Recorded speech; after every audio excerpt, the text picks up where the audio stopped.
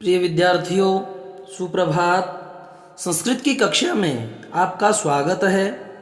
आज हम कक्षा 6 के षष्ठ पाठ छठे पाठ समुद्र तटः समुद्र का किनारा का द्वितीय अनुच्छेद जो है अध्ययन करेंगे।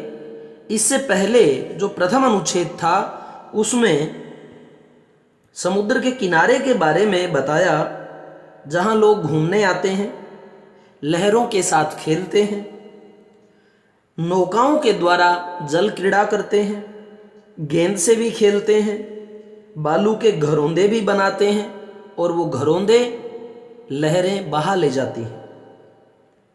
और समुद्र का किनारा कहता है कि केवल घूमने की जगह ही नहीं है, यहाँ मछुआरे भी अपनी जीविका चलाते हैं। अग्रिम अनुच्छेद में देखें क्या कहता है। अस्माकं देशे, हमारे देश में बहवः बहुत से समुद्र तटाः समुद्र के तट सन्ति हैं। अस्माकं देशे बहवः समुद्र तटाः सन्ति, हमारे देश में बहवः बहुत से समुद्र तट हैं। एतेषु इनमें मुंबई, गोवा, कोच्चि, कन्याकुमारी, विशाखापत्तनम, पुरी तटाः।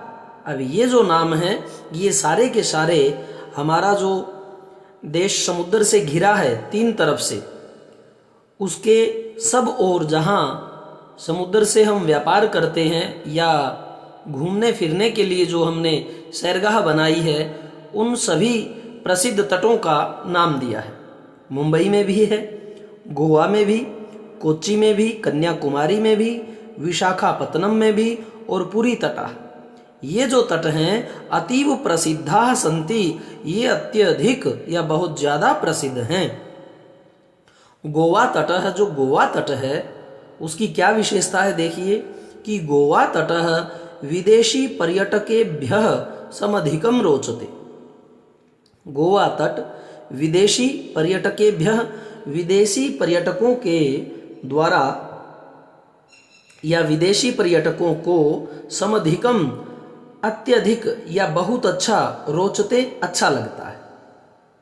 गोवा जो तट है या गोवा का किनारा विदेशी पर्यटकों को बहुत अच्छा लगता है।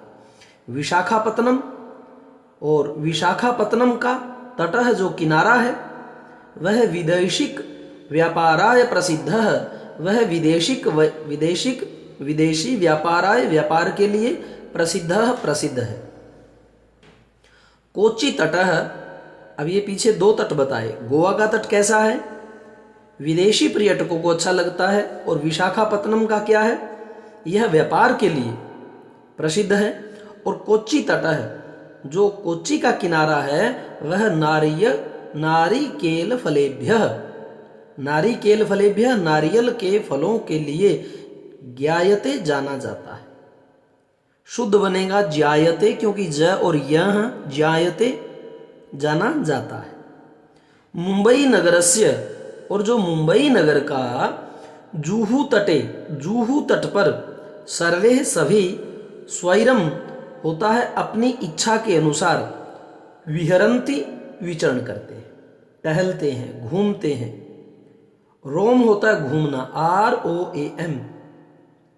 तो ये कहता मुंबई नगरस्य, मुंबई नगर के जुहू तट पर सर्वे सभी जनाः लोग स्वैरम अपनी इच्छानुसार, विहरन्ति घूमते हैं, टहलते हैं। और चेन्नई नगरस्य, जो चेन्नई नगर का मेरीनाम तट है, मेरीना जो तट है वह देश के सागर तटेषु, समुद्र तटों में दीर्घतम है, सबसे लंबा है। अब प्रश्न बनेगा कि देश के समुद्र तटों में सबसे लंबा कौन सा तट है, तो आप कहोगे मेरीना तट है। मेरीना जो तट है वह समुद्र तटों में सबसे लंबा है। दूसरा क्वेश्चन क्या बनेगा, मुंबई नगरस्य जुहू तटे, कि लोग जो हैं स्वैरम अपनी इच्छानुसार, विहरन्ति कहाँ घूमते हैं, जुहू तट पर जो मुंबई नगर में है। और फलों के लिए कौन जाना जाता है, कोच्चि तटः। अब नारियल के फल कौन खाता है? कोच साहब खाते हैं, तो कोच्चि तट नारियल फल के लिए। इस प्रकार से आप अपनी सुविधानुसार ट्रिक बना सकते हैं। और विदेशी व्यापार कहाँ होता है? विशाखापत्तनम में। अब व्यापार के लिए किसका प्रयोग करते हैं? शाखा। और शाखा क्या होती है? टहनियाँ, अर्थात बड़े बड़े जो वृक्ष हैं उनका व्यापार किया जाता है। इस प्रकार आप ट्रिक बना सकते हैं कि व्यापार किसका? शाखा का। और नारियल के फल कौन खाता है? कोच साहब खाते हैं। और सबसे बड़ा जो तट है मेरीना तट। अब ये मान लो कि वो मेरा तट है, सबसे बड़ा तट मेरा तट यानी मेरीना, ये नाम है। इस प्रकार से आप जो है ये बना लिया करें। और इसके जो शब्दार्थ हैं वह देखें। बहवह बहुत, मैनी, और अतीव बहुत अधिक, एक्सेसिव, समधिकम अत्यधिक, एक्सेसिव, स्वैरम अपनी इच्छा के अनुसार, एज वन प्लीज, विहरंती घूमते हैं टहलते हैं, रोम, और दीर्घतमः सबसे लंबा, लॉन्गेस्ट। इंग्लिश में आपने देखा कि जो विशेषण की, अब ये सबसे लंबा क्या है? ये विशेषण शब्द है। विशेषण की जो थर्ड फॉर्म बनती है, जैसे गुड, बेटर, बेस्ट, तो उस थर्ड के साथ यानी विशेषण की जो थर्ड डिग्री है उसके साथ किसका प्रयोग करते हैं? द का प्रयोग करते हैं। गुड, बेटर, बेस्ट, तो द बेस्ट कहेंगे उसे। तो इस प्रकार से यहां क्या है? सबसे लंबा, लॉन्गेस्ट।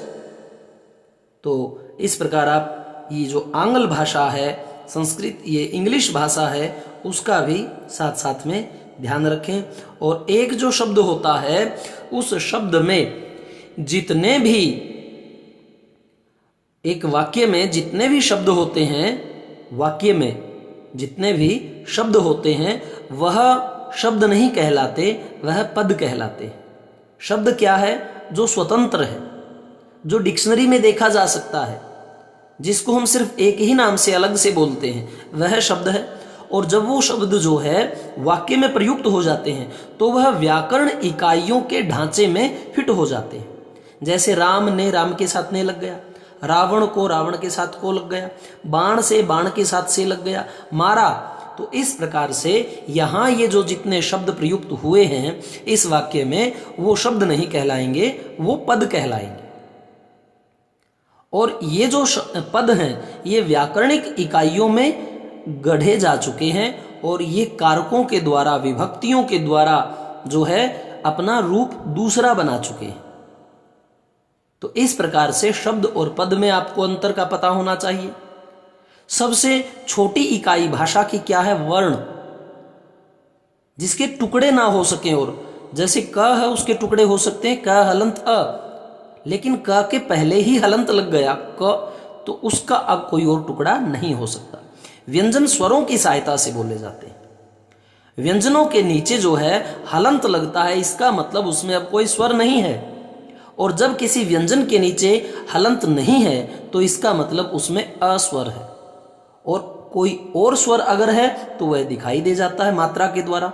आ की मात्रा, ई की मात्रा, ई की मात्रा, उ की मात्रा और ऊ की मात्रा, यानी और सभी जो हमारे स्वर हैं वो तो मात्राओं के द्वारा देखे जा सकते हैं। लेकिन जो अ वह जो है हलंत लगाने से व्यंजन हाफ, और बिना हलंत का व्यंजन जिसमें कोई मात्रा हमें दिखाई नहीं दे रही, उसमें निसंदेह अ का योग तो है ही है, क्योंकि व्यंजन स्वरों की सहायता से बोले जाते हैं।